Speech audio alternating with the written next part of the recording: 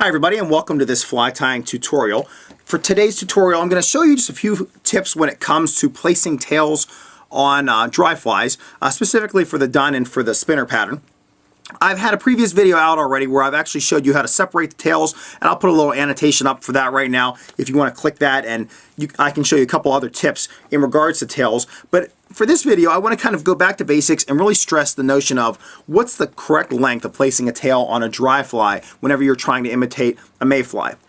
Before I can get into that, I want to first just talk about the dry fly hook. This is a standard length dry fly hook. Whenever we look at the hook, and you see in a lot of fly tying books and manuals, they talk about making the tail one length or the standard length in regards to the shank of the hook. So let's talk about this shank. Whenever we're looking at the dry fly hook, we have obviously our eye, and we have the bend.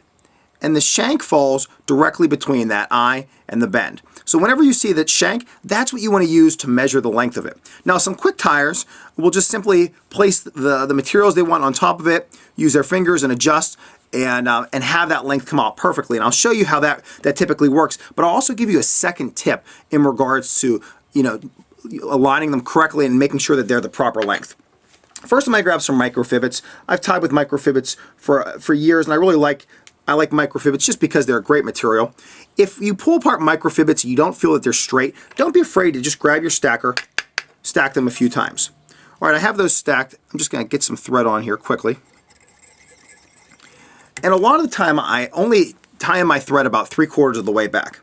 So let me grab some of these tailing fibers. So I'll just pull them out of my stacker. They're lined up perfectly for me. And as I mentioned before, a lot of tyers will simply place their materials on top of the shank, pinch with their other hand, and wrap on, and then wrap back. So my advice is, if you do it that way, that's fine. Let it hang just a little loose. If you notice, whenever I made my turns, I placed only about 3 wraps on, and they're relatively loose wraps, so I don't have them secure yet. And here's why. I have another hook. This is an identical hook that I've placed in just one of these little catch-alls. And what I'm going to do is actually invert this hook and place it upside down and measure the length of my fiber as opposed to this hook.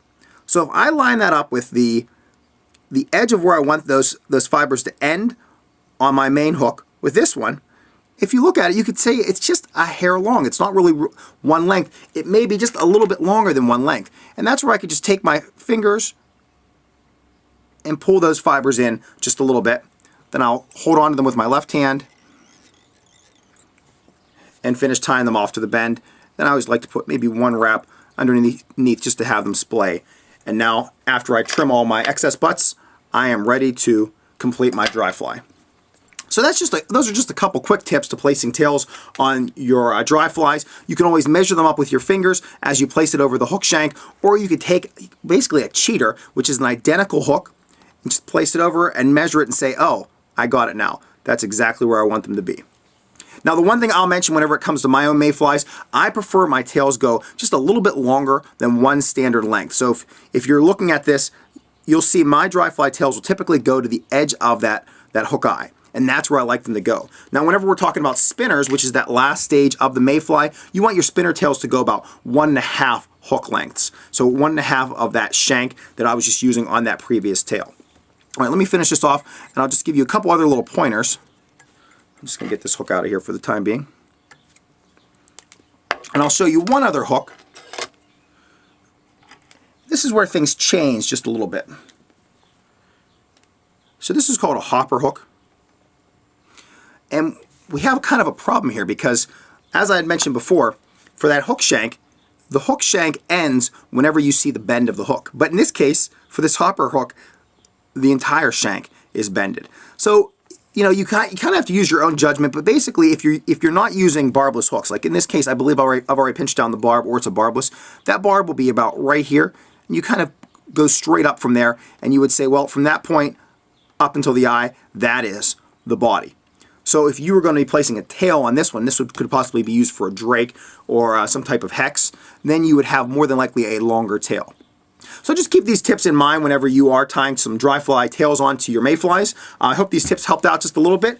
Again, thanks for viewing this tutorial, and if you have any questions or comments, please feel free to leave them directly on this YouTube page, or you can email me at tcamisa@gmail.com. Thanks, everybody.